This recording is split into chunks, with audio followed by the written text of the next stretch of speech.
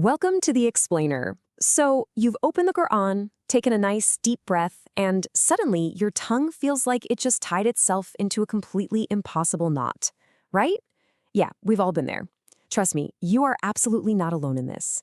Today, we are going to fix that once and for all. I'm going to be your Arabic linguistic guide on what I like to call a phonetic hero's journey. We're going to decode the actual mechanics of your mouth, uncover the hidden science of sound, and set you straight on the path to absolutely perfecting your tajweed. Sound good? Let's dive right in. But first, I've got to hit you with a pretty tough question.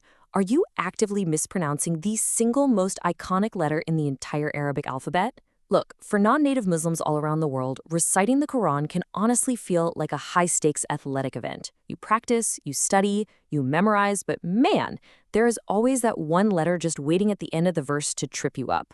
I literally call it the phonetic final boss.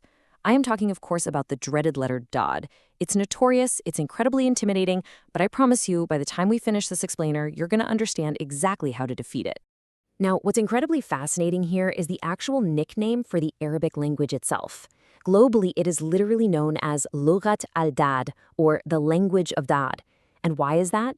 Well, because this specific sound, which you make by pressing the edges of your tongue against your upper molars, is so incredibly unique that it's considered almost entirely exclusive to Arabic. Nobody else really uses it. But here is the grand irony, the real kicker.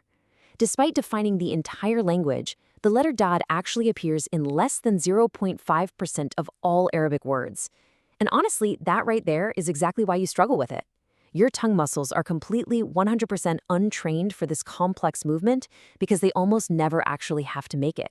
But you might be wondering, why does all this phonetic precision even matter? Well, let's take a look at the disastrous and honestly sometimes hilarious traps of mispronunciation. In Arabic, a tiny, almost unnoticeable slip of the tongue can change your entire sentence. For instance, if you ask for a halla using a nice soft breathy ha, you're asking for a solution to a problem. But if your throat accidentally slips and you give it a scratchy khalla, well, congratulations, you just asked for vinegar. Or take the words for walking and becoming. Sara with a light smiling S means to walk, but Sara with a heavy thick Sad means to become.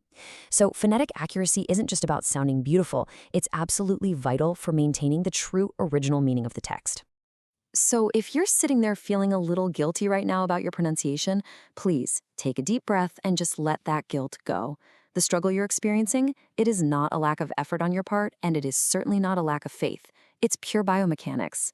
Linguists actually call this phonological interference. Basically, your brain is a massive creature of habit. Whenever it encounters a complex, totally unfamiliar Arabic phoneme, it sort of panics. And in that panic, it tricks your mouth muscles into substituting a familiar sound from your mother tongue. So you aren't failing. Your brain is literally just trying to use English, French, or Urdu software to run a complex Arabic hardware program. It's just a glitch in the system. And you know what? The data completely backs this up. There's a fascinating study published in the International Journal of Creative Research Thoughts that tracked non-native Arabic learners and their specific pronunciation struggles. Check this out. Initially, a massive 72% of students were failing at pharyngeal consonants, those really deep throat sounds, and 68% were failing at emphatic, heavy consonants. But here's the amazing part. After receiving structured phonetic instruction, which is exactly what we are doing together today, those errors were slashed by more than a half across the board. To put that into perspective, the ultimate takeaway here is that your tongue can absolutely be retrained. It is totally doable. Which brings us to our next major breakthrough, and honestly one of the most important concepts in all of tajweed, tafkhim.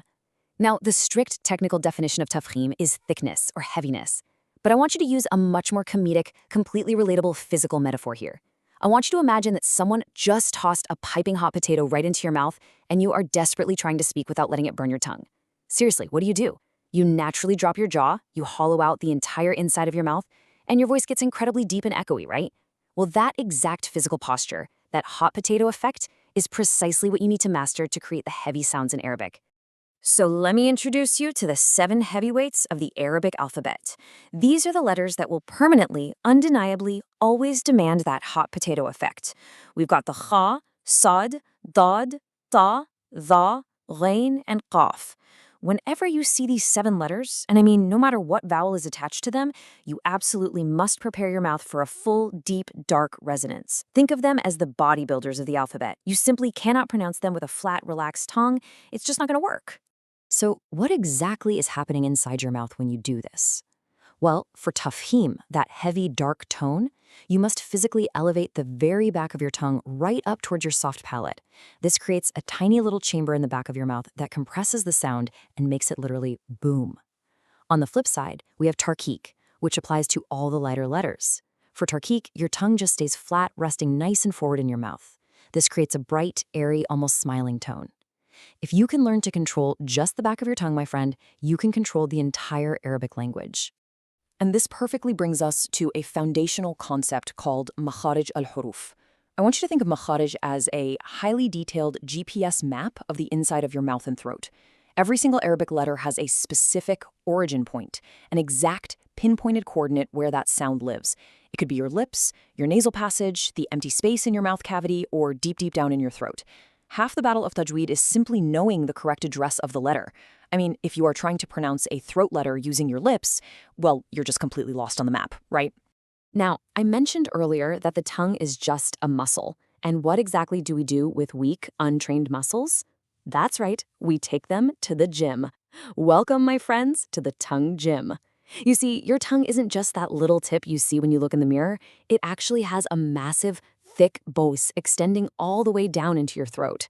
To master those heavy letters and ultimately defeat our final boss, the dad, we need to actively build up the strength and the flexibility of that hidden tongue base. So I'm going to walk you through 3 slightly goofy but highly effective, scientifically backed exercises to strengthen your tongue base. And yes, I know you're probably going to try these right now while you listen, and I highly, highly encourage it. Just take your time. First up, the Masako maneuver. I want you to stick the tip of your tongue gently between your front teeth, hold it there, and now try to swallow. I know, it feels incredibly awkward, but it forces your throat muscles to work in absolute overdrive. Second, the gargle. Pull your tongue as far back into your mouth as physically possible and pretend you are gargling mouthwash. Really feel that squeeze. And third, the yawn. Simply open your mouth as wide as possible and just hold it. These exercises literally wake up the exact muscles you need for perfect Arabic pronunciation. Okay, now that our muscles are nice and warmed up, it is time to face the final boss, training the dods. We have to do this in a gradual progression. First, you just revive the muscle by practicing the isolated d sound. Next comes the absolute secret sauce, istithala, which literally means tongue extension. When pronouncing the dod, the deeper back parts of your tongue make contact with the roof of your mouth first, and then the sound physically rolls forward to the front edges. It's a rolling motion. After that, you apply rawa, meaning you hold and continue that heavy sound. And finally, you slowly add vowels and start placing the letter into full words. Please don't rush this part. Building true muscle memory takes days, not minutes.